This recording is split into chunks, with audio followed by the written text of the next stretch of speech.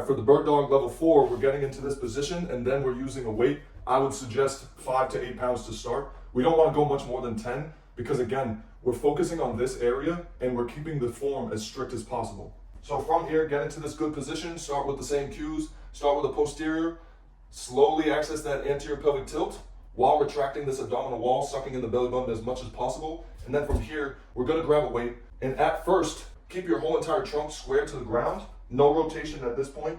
And we are just gonna slowly roll the weight up to about here so that my elbow angle stays at about 90 degrees. Now, obviously this is the same as bird dog level 2, and we are just adding some resistance to this exercise. So get here, go through the cues, make sure that the T-spine is extended without hyperextending the neck or the lower back. So we want to be in this position, slowly roll up to here, give me about a 5-second hold, calibrating with the breath, and then slowly lift back down, reset the cues. Make sure that all of this tension is starting with your core engine right here. Go through a couple reps with this, and then try the other side.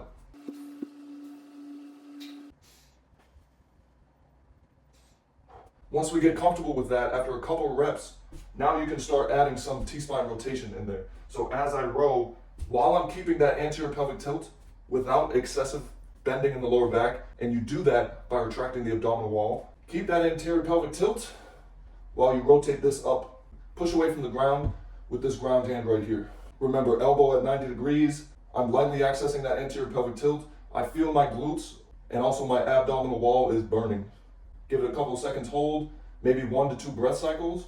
Feel the expansion on every inhale and the tightening and integration on every exhale. Then lower, do a couple reps on this side, and then switch sides.